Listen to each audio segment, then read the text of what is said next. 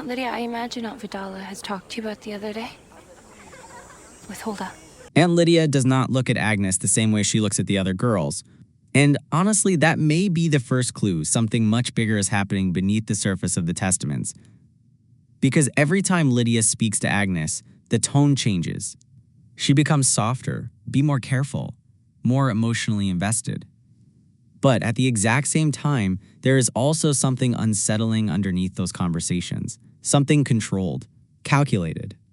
Like Lydia is not simply guiding Agnes, she is preparing her, and the terrifying part is that Agnes may not fully realize it yet.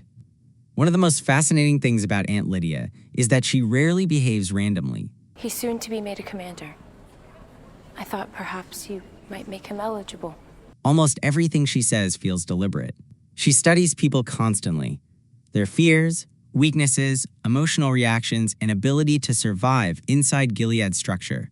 That is why her connection to Agnes feels so important. Because Lydia does not just protect Agnes from danger, she watches her closely. Almost like she recognizes something inside Agnes that could either become incredibly valuable or incredibly dangerous. Be a good girl and stay with Agnes. Lambs don't stray. Yes, Aunt Lydia. Because Agnes is different from many of the girls around her. Even when she follows the rules outwardly, there is still a part of her that keeps questioning things internally. She notices contradictions. She reacts emotionally to cruelty instead of accepting it automatically. And in a place like Gilead, that kind of awareness becomes dangerous very quickly. The system depends on predictability. Girls are raised to obey first and think later because independent thought creates instability. Questions become doubts. Doubt becomes resistance. And resistance threatens the entire structure holding Gilead together.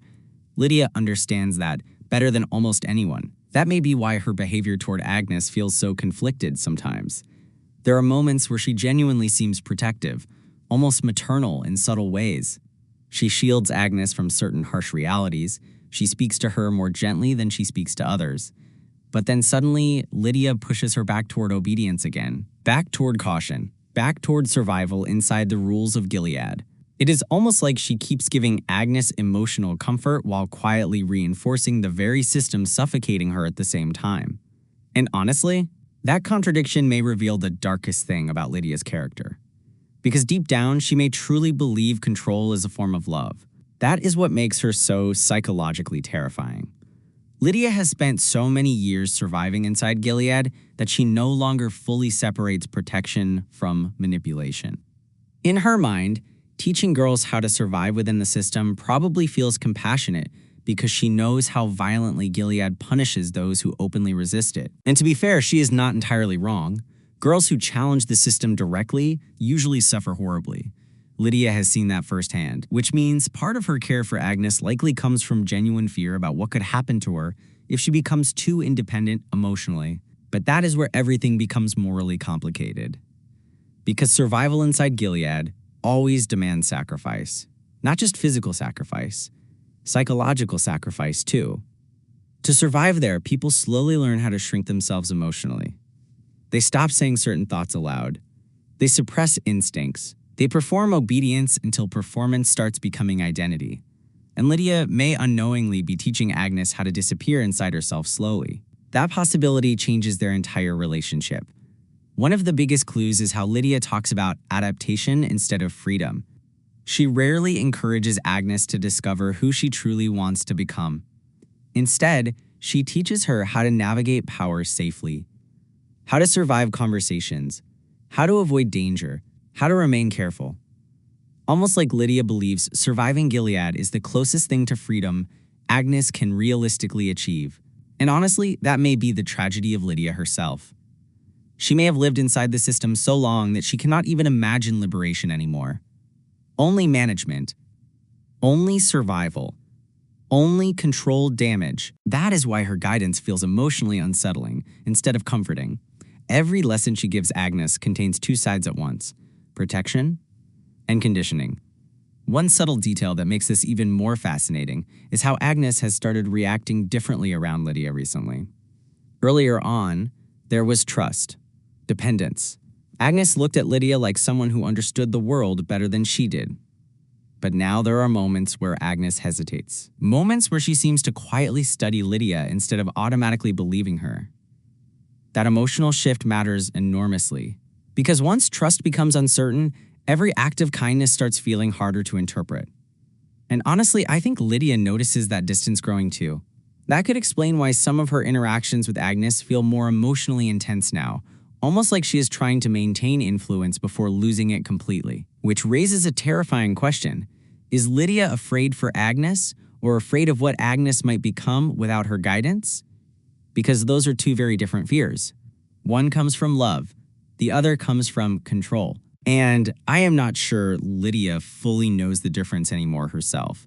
That may ultimately become the emotional core of their entire storyline moving forward.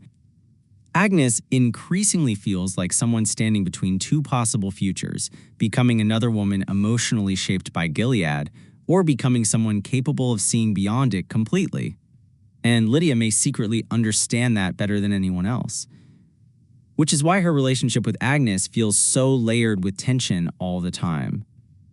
She wants to keep Agnes safe, but her definition of safety still exists inside the boundaries of Gilead itself. That is the real tragedy. Because protecting someone from immediate harm is not the same thing as helping them become free. And sooner or later, Lydia may be forced to confront that truth directly, especially if Agnes starts rejecting the identity Gilead prepared for her.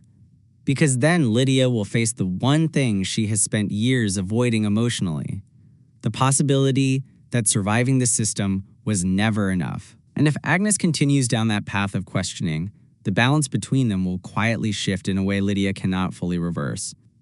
What once felt like guidance will start to feel like pressure.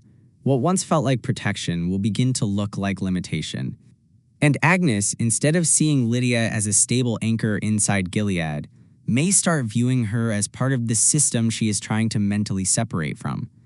That shift does not need to be loud or dramatic. It only needs to be understood.